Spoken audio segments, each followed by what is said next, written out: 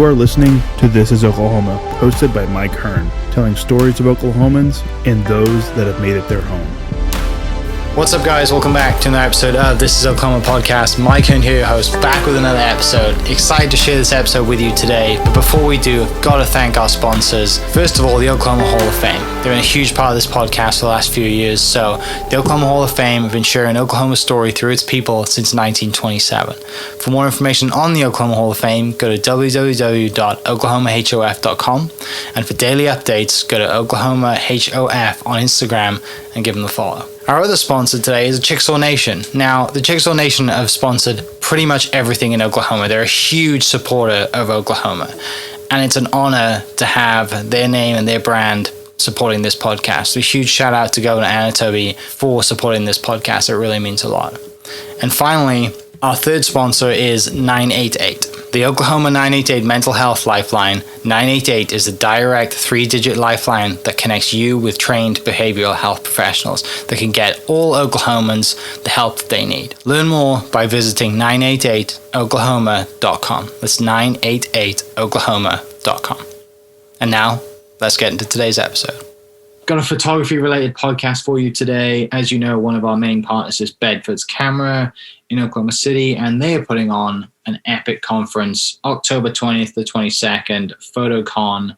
And I have one of the speakers with me today, a guy who I've met, I think, 2 or 3 years ago we met, Tony? Yeah, it was about then. Hotel. Yeah. But excited to hear your story, dive into what you do, fascinated about kind of your travel and how you take people on, it seems like, photography expeditions. So, but before we get into all that stuff, tell me kind of where you're coming from today and then a little bit about you. So my name is Tony Hebert, and if you look at my last name, it just looks like Hebert, but my family's from southern Louisiana, so it's got that French Creole pronunciation that's Hebert. It's like the two words A and bear put together. I usually just stick with Hebert most of the time because if I say Hebert, everybody starts writing it with an A, but I don't think people really care about my last name that much, but just to clarify that. So I'm coming from Ada, Oklahoma. That's where I live. It's where my wife and I live, down here in southeast Oklahoma. It's a great place. I love it down here. It's not a great big bustling city. I am not a great big bustling city kind of guy. I like to be out away from all of that, which I think speaks to my photography and my love for the great outdoors and going places that aren't very populated. So, if you want me to go into how I got into photography? Yeah, I mean, that was my next question. So yeah, go for it. Sure. Yeah. So I started photography actually in high school, and that's where I first picked up a camera. Prior to that, I grew up in a household that was very artistic. My mother and my grandmother were excellent artists. They were really amazing at painting and drawing, and they could do some amazing things. And they really, really tried. Bless them. They tried to get me to express some creativity through those mediums. And I did. I tried. I wanted to be good at it, but I was terrible. It was so bad. I could not do anything very well in that regard. So when I got to high school, I picked photography as an elective my freshman year. And to be honest with you, I did that because I was also on the track team, and the photography elective was taught by the track coach. So I don't know how it is these days, but back then, if you saw an elective taught by a coach, you assumed it was going to be an easy A. Well, that was a bad assumption on my part because not only was the track coach a great track coach, he was also an excellent photographer and very passionate about the subject of photography. So it was not an easy A. But that first freshman year was, I found my medium was a camera. And I was very fortunate in that not only did I have that option to take photography as an elective, the photography room had a lab attached to it that was a dark room, and it was a great big dark room. So, we got to learn not only the ins and outs of, fully manual film cameras, but how to develop the film and, develop prints from the film. So I spent 4 years. I took all, photography 1 through 4 in that, and I just completely immersed myself with it. And I absolutely loved every second of it. And what I didn't realize at the time is that I was building the foundation of what would become a career later in life. And I'm so thankful for that whole experience and for Mr. Hawkins and how he was very passionate about photography and very, very hard on his photography students. So that was in a good way, hard in a good way. It was awesome experience for that. Shortly after high school, a few years after, I was, I still shot. I still kept doing my thing. I had this huge love of landscapes, and I loved the opportunities that were present in Oklahoma as far as getting out and traveling and going and seeing beautiful things and shooting it. And, I was all about it and I loved it. So I kept building basically a portfolio, and I had an opportunity to sit down with some people with the Oklahoma Tourism and Recreation Department, and they liked what they saw. One thing led to another. I started shooting for them, and that's how I got my foot in the door in the professional world. And it's been a journey ever since. I've, since explored past the state lines of Oklahoma, and I fell in love with the night sky. And when you're out shooting landscapes, at sunset, you typically are going to be out past sunset proper, and you're going to be out when it gets dark. And so it's easy to look up and start to imagine, wow, this is awesome. How do I capture this? How do I capture this with a landscape so that I have detail in both the landscape and the night sky? How do I do this? And I got really immersed in that, and that's my niche now. It's my genre for the most part. I do enjoy standard landscape, and I do enjoy wildlife photography. I don't shoot a lot of people. I'm not a people photographer for the most part, unless you're a close friend, but other than that, I love my night skies and I love my landscapes put together. So. Yeah, that's awesome. I love how you kind of put that together. Was Mr. Hawkins an equally tough wrestling coach as well? Track coaching, yes. Yes, I was. Yeah, I was not built for speed by any means. I don't. When we say track, I was not running. I was throwing shot put and discus. So he was very, very in a good, loving way. He was a tough coach. So, which we need more of in the world, I think. Yes, absolutely. I wholly agree.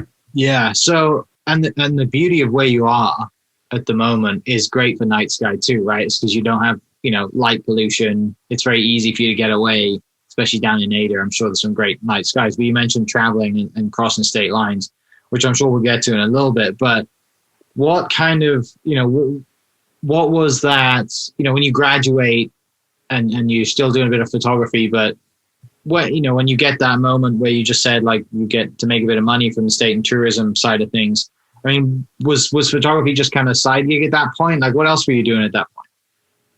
So, of course, I had the typical jobs like we all have when we're younger. My first job was ever working was in a movie theater, and then I worked in a grocery store. I think that's pretty ubiquitous for most people. The only thing I never did was food service. I never worked in a restaurant or anything like that. I know a lot of people do that when they're young and starting out. Never did that, but I had pretty much all the other same jobs. I was kind of listless, as a younger person. I didn't really know what I really wanted to do. But around the age of 18, 19, I had this desire to join law enforcement and become a police officer. So I did actually. I started working for a county jail, and when I became old enough to become a cop, at 21, I was able to go through the academy and become an officer. And so at a time in my life for, a while, I had 2 full-time jobs that I was able to balance, which I'm not sure how I balanced that, but it did. I did somehow. And through the course of some interesting events that happened to me personally, which I'll certainly talk about, I don't mind sharing, but we can talk about it later, or if you want me to go into it now. I'm all ears. So 6 years ago, I had an aneurysm in my aorta that tore a dissection through my aorta and my aortic valve. And honestly, I should have died right when it happened. But to make a very, very long story short, I lived in the hospital for 40 some odd days. I had 2 back-to-back open heart surgeries within 14 days of each other. I coded 4 times in the hospital, and they had to revive me. So it was quite the journey. And I came out of it beyond lucky. I mean, the good Lord was certainly looking out for me in that. I can do pretty much anything I want now, but there are some restrictions that took me away from being able to be an active police officer. So now I am back to being just one job now, which is a little bit more easy to manage. So I do enjoy being a full-time photographer. So that's kind of how I got to where I am now. And I just jumped in full both feet and said, let's do it. Right. Let's go. That's crazy. That's like the amount of, there's nothing probably phases you now because you've been through that, right? Like it's like there's bigger problems in the world, and now that you've got through the experiences that you've been through, it's having a photography business is a piece of cake. It really is. I don't sweat the small stuff anymore because I realize the small stuff doesn't matter. Yeah, as much as we usually think it does. So yeah. So obviously, from that moment, then you're clearly all in to the photography, and it's probably good for your health to be outdoors as well and in peaceful night sky. Absolutely, 100%. There's something very cathartic about being out there, even if I'm not shooting and I've got a group of clients that I've taken out into the field. It's still, for me, it's an amazing time that really does my soul good. Yeah. So to that point, then, I know obviously the business evolves and you get to a point where you are taking out people into, and doing trips, and now people can book, and I'll link your website in the description so people can go check that out on your social media pages. But tell me kind of how that happens and how that the business evolves into you taking, people on road trips and 3 or 4 night stays out into other states. Yeah. So, I've got tons of experience and plenty of years of experience under my belt, and going out and shooting and doing my own stuff, and turning around and selling my work, or having my work published and whatnot. And there was just something that was lacking. I've always been a person who's been great with being in front of people, or being okay with being in front of people. And in fact, that started in middle school, to be honest with you. I signed up for drama, right, in middle school. And one of the first things that I ever really truly recall, my first experience being on stage in front of people, was my middle school did this like USO show thing. Basically, a couple hours worth of different skits and stuff like that. And it was for the middle school, the high school, and all the teachers and all this stuff. And I decided to do this stand-up comedy routine, right? That I totally ripped off from, a famous comedian. It was nothing original, but it was just me and a microphone and a chair on stage. And I recall I wasn't nervous. I had no stage fright at all. And so throughout high school, a little bit after, I stayed in drama and theater, did some Shakespeare in the Park stuff. And, even in my law enforcement career, I was an instructor in different mediums and defensive tactics. So I was, I've been in front of people, speaking and teaching. So it just there was something missing in the photography side of it. As a whole, I was fulfilling my artistic side of it, but I wanted to share, I wanted to teach. And that really was the catalyst for how it became what it is now. And I was actually probably 8 years ago now, I was in Big Bend National Park down in Southwest Texas. And I was just shooting for myself, and I ran into another photographer who he's from Colorado, and he was down there scoping out the area, and we struck up a rapport and a friendship, and he was telling me how he does workshops, and he certainly made it sound fantastic, made it sound amazing. And I thought to myself at the time, I was like, that's it. That's what I'm missing. That's what I want to do. I want to share not only my passion, but the knowledge that I've gained. And, I want to take people out to these places. I want them to see night skies like this. I want them to see locations like this. And, from that little seed, everything else has grown, and it's been a pretty cool journey. And I just came back from one a couple days ago. Two workshops back to back out in northwestern New Mexico. So yeah, there's something special too about getting a group of people together and like taking them out somewhere, but just getting them away from their normal life, getting them away from cell phones and being out in the countryside, especially in the dark, and just kind of having that immersive experience, right? You're all kind of staying together, probably, you're all kind of you're together for an extended period of time. And that just builds like a really cool bond with people.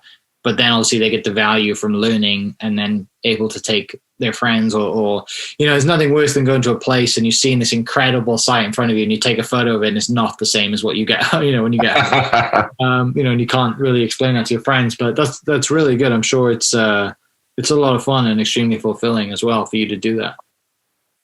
Oh, very much so. Very much so. And that's, speaking about people who aren't maybe not necessarily, they're used to seeing that type of thing. And I think now I'm kind of getting to a point where I'm taking it for granted to a degree almost, because I have the ability to go out and see all that all the time. And it always amazes me when I have clients who come with me and they've, it's their first trip out to, a dark sky location or any place like that.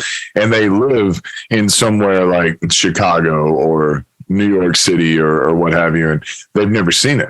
And they're so amazed. At what they can see in the night sky because they're so far away from all that light pollution.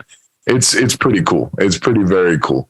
I try not to take it for granted because I think that would be a bad thing, but it's just, it's so cool to see everybody else, their reactions and how they just feel in the moment when that first thing happens like that. So.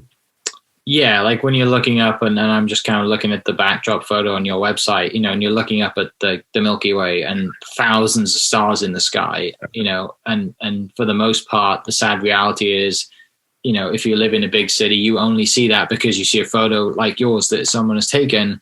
Very rarely do you get to go out and experience it. So that's super special. But so where do you travel quite a lot? Is there certain hotspots you go to? Like if someone wants to sign up for, and go to these workshops, like where's kind of like the spots that you generally take people to?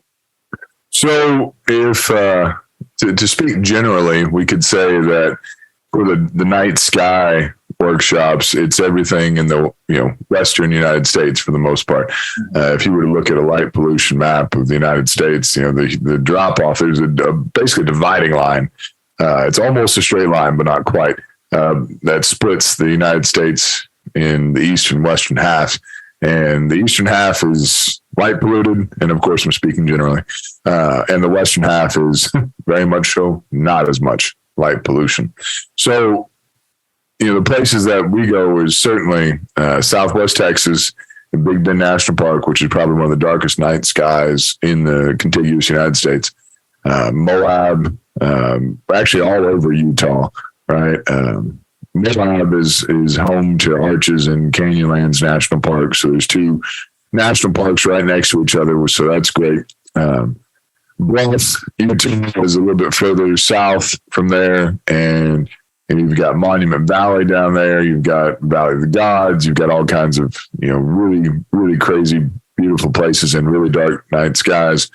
More towards south central Utah is Torrey, and there you've got Capitol Reef National Park, which of the mighty 5 national parks in Utah, it's the least visited.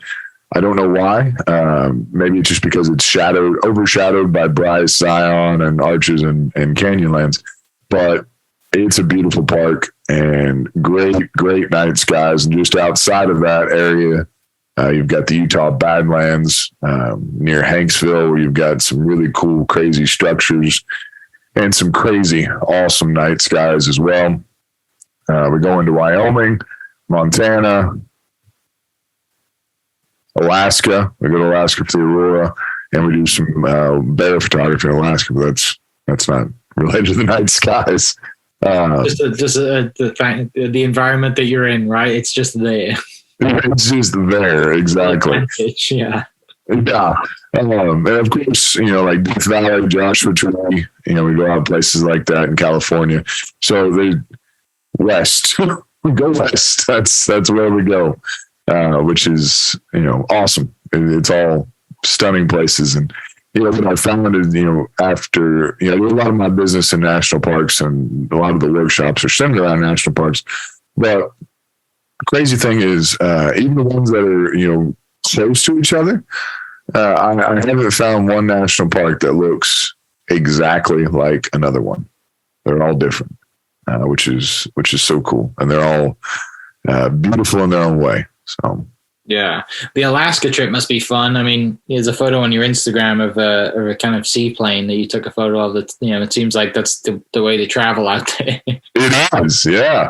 And that when we do our wildlife stuff in Alaska, we do our bear photography up there. To get to where we go to shoot these bears. That's how we get there, right? We fly from Anchorage on a pedal jumper, a little plane like that, and go across Cook Inlet, and we land on a beach in a pretty remote part of Alaska, and it's a lot of fun. We stay out there for a few days, and we interact with these bears, and we have some amazing experiences. And it's a very special place on Earth where humans and these bears can interact, and it's the strangest feeling, right? There's a connection there.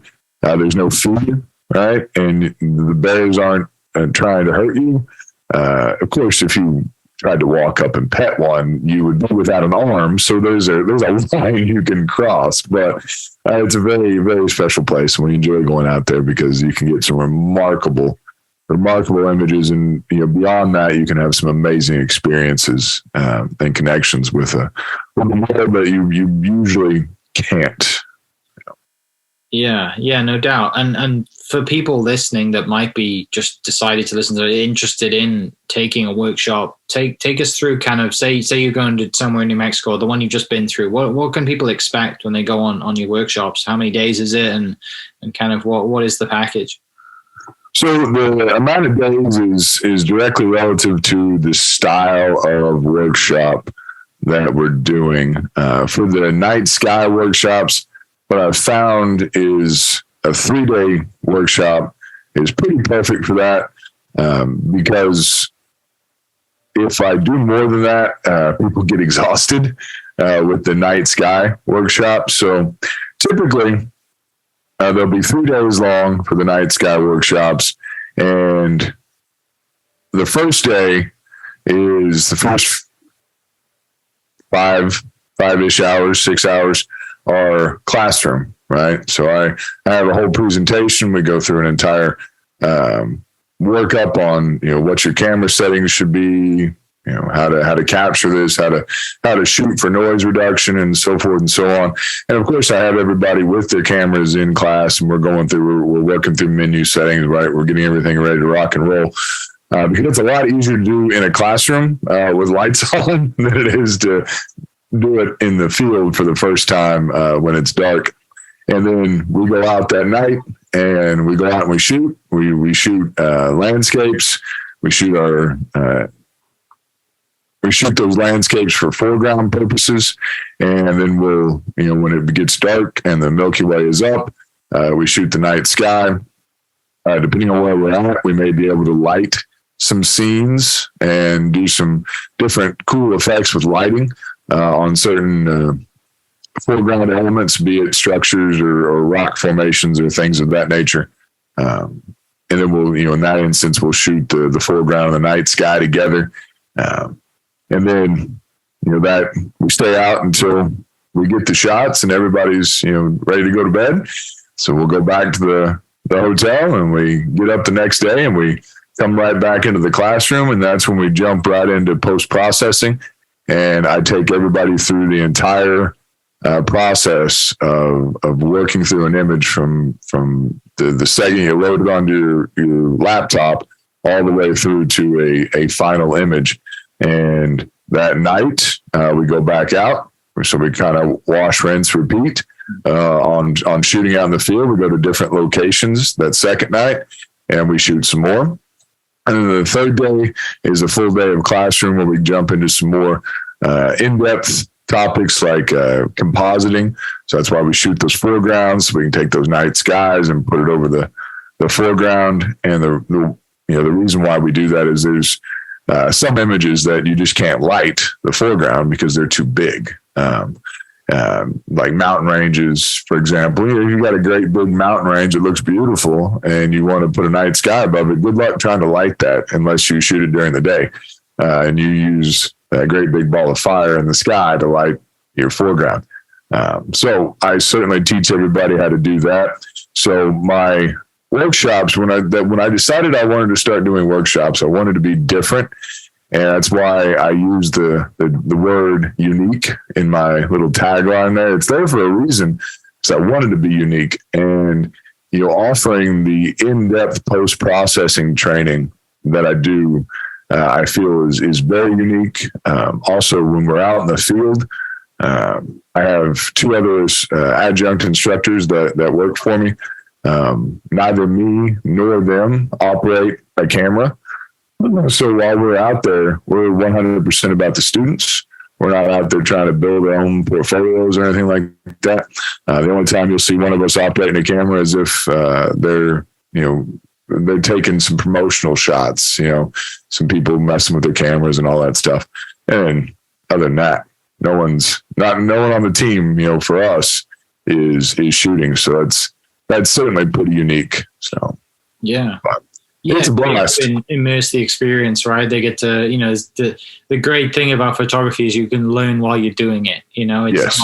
It's not like golf, for example, where you are kind of learning, but you're also getting frustrated. Like your coach is telling you what to do, and then an hour later you go on the golf course and you hit it sideways. Right. The photography thing, it's such a cool experience, and there's so much satisfaction from getting that photo and being in that moment.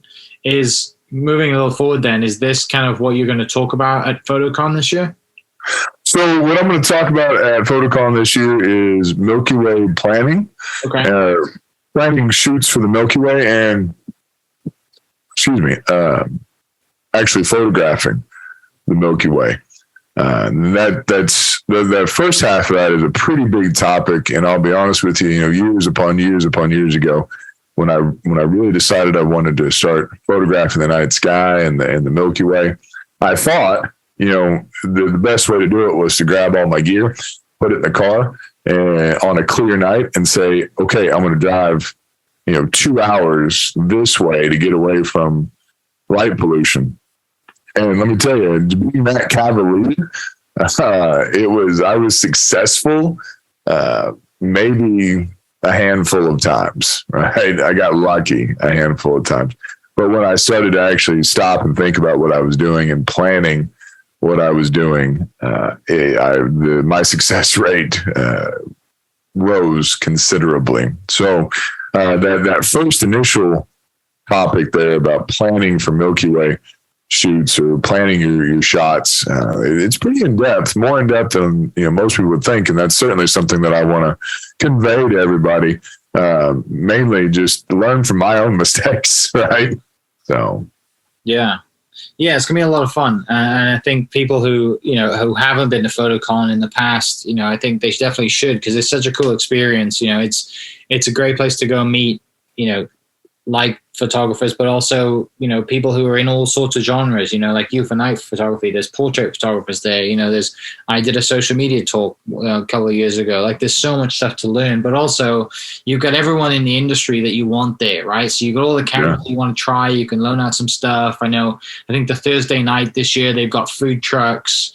So there's like a big kind of like interactive part of it as well. You're not just going to a class to listen to a speaker, and you're actually going out and shooting in the morning, in the night, and doing really cool stuff. So it's definitely something that people should definitely pay more attention to. And I think would definitely, there's more value, I think, in being there and doing the whole thing than I think is monetarily what you get from paying for the ticket. So I know Bedfords do a great job of putting that on. And for me, like when I was there as a speaker, it's great to meet people like yourself and others. And, I met the guy from Rode, and my entire equipment now for my podcast is Rode equipment because of that connection. It's great for everybody. And it's such a cool spot, and everyone's so nice. It's something about the photography world that like, it's people ask questions, right? It's a nice kind of immersive place to be. absolutely. And like you said, Bedford does an amazing job putting this together. And, I fully believe it when they say it's the nation's most interactive photo photography convention, because like you just outlined, there's so much to do, and completely jump in and be hands on with stuff. Bedfords is they're pretty cool people. Yeah, no doubt. I mean, most of them. Eric's not that cool. Eric. Yeah, we don't talk about him. We don't talk about that Rode guy either, because I've spent too much money. Yeah, true. Yeah, that's the problem with their equipment. It's so good. But finishing up, what are you kind of excited about? Coming towards the end of the year, fourth quarter. Do you have any more trips planned? And then what? Any insights into just what you have planned and what's coming up?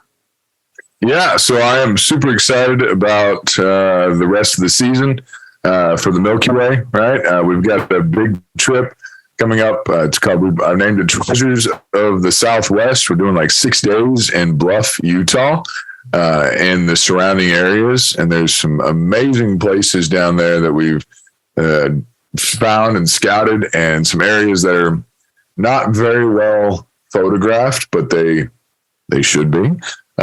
So it's really cool to take people to places like that haven't been necessarily discovered by the masses yet. So I'm super excited about that. In fact, I've still got 3 slots left on that one. If anybody's interested and they want to come out and see some awesome places, they can come out and check that out with me. Anytime you sign up for a workshop through me, it's kind of all inclusive. All you have to do is get yourself to the location.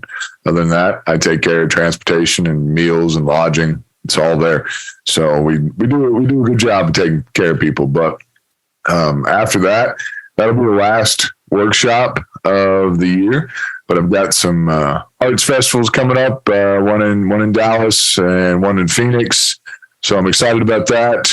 And I kind of take a break for about a month and a half or so for the holidays. And we'll get back at it next year with some Aurora workshops in Alaska. And those are always a blast. Those are a ton of fun. And we're going to look forward to doing another wildlife adventure in Alaska, where we're going to tack on and maybe go to Seward and have a great, very nice boat tour up into some fjords and see some amazing parts of Alaska that you can't see from land. So we'll tie that in with the bear adventure, and we're kind of working on the dates on that. So lots to look forward to. I'm just super excited about everything.